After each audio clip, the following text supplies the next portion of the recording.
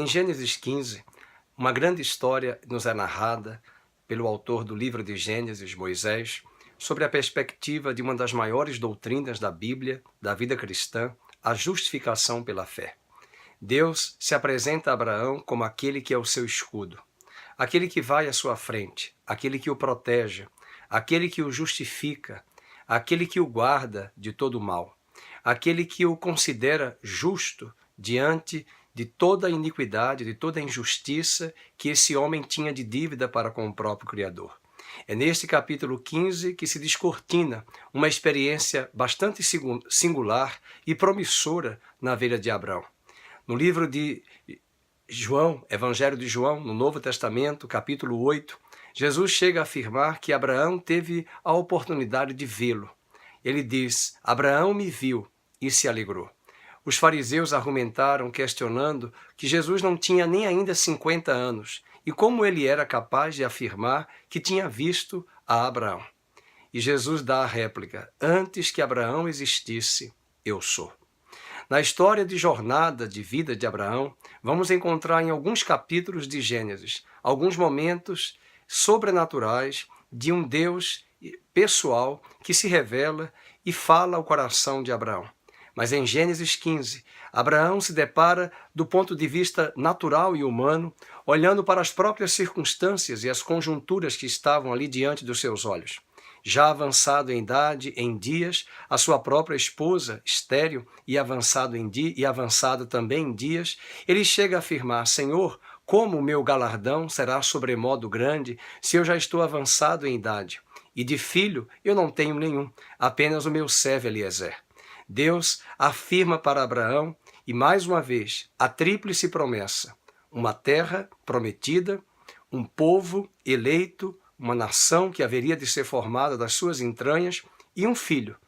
E desse filho, Isaque, sim, a nação de Israel seria formada e entraria naquela terra prometida, a terra de Canaã, que Deus mostra a Moisés séculos depois e que Josué, posteriormente, chega a ingressar naquela terra. Mas até então, tudo era apenas uma promessa na vida de Abraão. Assim também na sua vida, na minha vida, tudo pode ser hoje apenas uma promessa. Mas Deus encontrou em Abraão um homem disposto a crer e a obedecer. E no momento em que Abraão se volta para Deus e pergunta: Senhor, como eu serei herdeiro de todas estas promessas, de ter uma nação formada das minhas entranhas, do meu ser, da minha vida, com a minha esposa, se ao menos eu não tenho sequer um filho? Eu tenho apenas o servo Eliezer. E Deus pede a Abraão algumas coisas. Deus pede a Abraão que ele tomasse para si alguns animais, algumas aves, e ali Deus o convida para fazer um ritual de aliança. Abraão toma os animais, corta estes animais entre metades, separando em metades, se preparando para um ritual muito característico e muito peculiar de uma aliança entre dois homens, entre dois patriarcas da época de Abraão. Neste caso, era Deus quem estava de um lado da aliança e do outro lado o próprio Abraão. Abraão obedece como pai da fé, como alguém que crê e obedece o que Deus fala e o que Deus pede. Ele toma os animais requeridos por Deus, ele corta estes animais entre metades e Deus chega a trazer um certo sono a Abraão. A Bíblia diz que houve densas trevas naquele momento, uma tamanha escuridão, e Abraão vem a cochilar e a dormir. Quando ele dorme, Deus traz uma palavra profética através de um sonho, afirmando para Abraão que a sua descendência viria a tomar posse daquela terra onde ele estava 430 anos depois. Uma descendência que ainda haveria de ser formada através de Isaque, filho de Abraão, através de Esaú e de Jacó e os 12 filhos de Jacó. Mas essa promessa, falada há tempos atrás a Abraão, confirmada agora através de sonho, está se revelando ali da parte de Deus no momento sobrenatural. E ele chega a afirmar: Abraão, a tua descendência será tomada por escravidão numa terra alheia. E depois de alguns anos, depois de 400 anos, eu tirarei este povo, teu povo, desta terra de escravidão. se referindo ao Egito, séculos posteriores, vamos conhecer melhor essa história na vida de Moisés, no Êxodo, que Deus há de fazer com o braço forte dele, através da liderança de Moisés, abrindo o Mar Vermelho. E em Gênesis 15, Deus afirma: tirarei a vossa descendência daquela terra e os trarei de volta para essa terra. Bem, estamos em Gênesis 15. Era apenas um sonho profético, um sonho da parte de Deus revelado ao coração de Abrão. E quando Abraão acorda repentinamente deste sonho, ele olha para as duas metades, as metades dos animais que ele havia cortado e dividido ao meio, disposto a fazer uma aliança com Deus. Uma parte se referia a Abraão, outra parte se referia a Deus. Mas, para a surpresa do próprio Abraão, ao acordar repentinamente daquele sonho, ele se depara e avista de uma forma especial dois seres andando por entre as partes, entre as metades dos animais. O texto sagrado, em Gênesis 15, afirma que Abraão viu uma tocha de fogo e um fogareiro fumegante andando por entre as metades do animal. Bem, aqui está uma experiência singular, pessoal, sobrenatural e, ao mesmo tempo, um ritual de aliança. Quem são esses dois seres que aparecem através de uma tocha de fogo e um fogareiro fumegante? Se olharmos para a Bíblia, o Deus Todo-Poderoso que há de se revelar a Israel no deserto como coluna de fogo, o Deus que há de se revelar a Moisés no capítulo 3, no seu chamado, em forma de uma sarça ardente, um fogo ardendo em chamas em meio à sarça, e a sarça não era consumida. Essa figura do fogo, essa figura da sarça ardente, da coluna de fogo, da lâmpada acesa como uma tocha e um fogareiro fumegante. Ali estavam as pessoas de Deus Pai e Deus Filho andando por entre as metades e confirmando uma aliança com Abraão. Na verdade, era para Abraão ser uma das partes, mas como Deus queria firmar uma aliança com Abraão que não poderia ser quebrada, Deus provê um substituto, uma figura do próprio Cristo, o fogareiro fumegante, uma lâmpada acesa. A palavra de Deus diz no Salmo 119 que Cristo é a palavra e a palavra é lâmpada para os nossos pés e luz para o nosso caminho. A figura do fogo também é uma figura do poder do Espírito Santo. O Espírito Santo, que é uma pessoa da Trindade, o Espírito de Cristo por excelência. E naquele momento de ritual de aliança, Deus Pai, Deus Filho, selam uma aliança e confirmam em uma das partes, tomando o lugar de Abraão. Isso era uma sombra.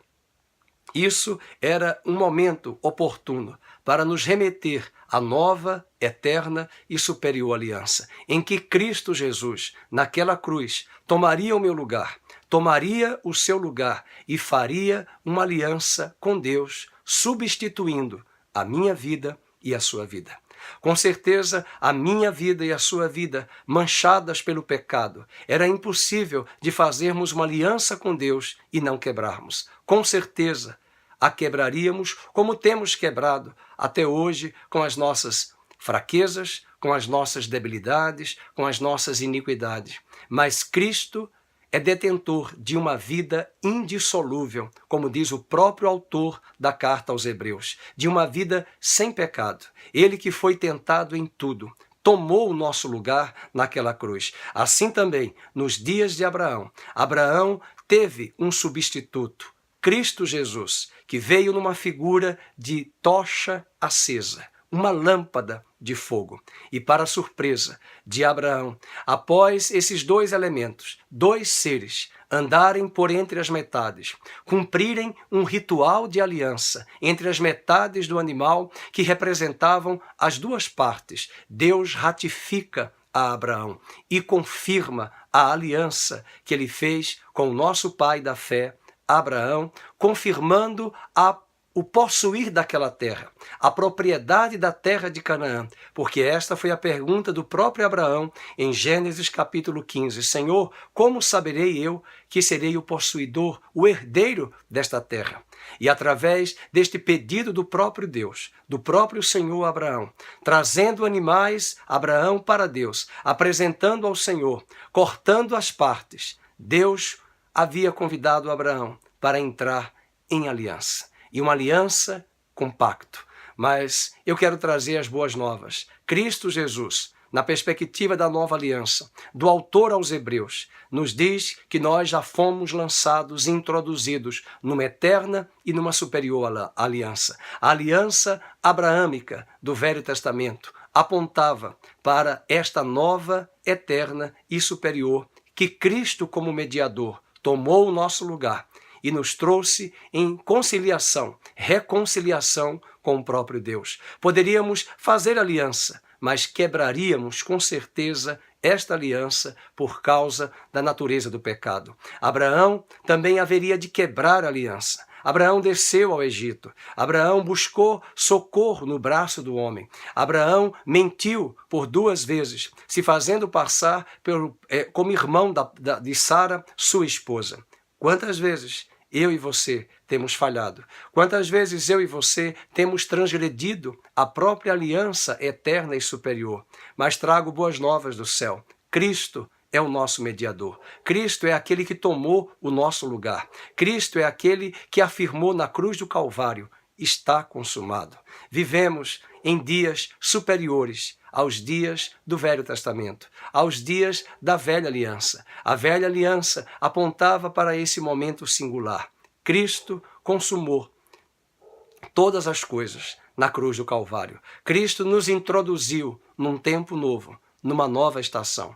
Que Deus abençoe a sua vida e não se esqueça, Ele te convida hoje a fazer um pacto, a aliança com Deus, através de Cristo Jesus. Há uma velha canção que cantamos em nossas igrejas cristãs. Jesus é a aliança entre você e Deus. Jesus é a aliança entre você e eu. Hoje, Ele te chama para restaurar. Hoje, Ele te chama para te separar do pecado, separar da carne, separar dos ditames deste mundo e viver dias gloriosos. Eu vim, disse Jesus, para que tenhais vida e vida em abundância.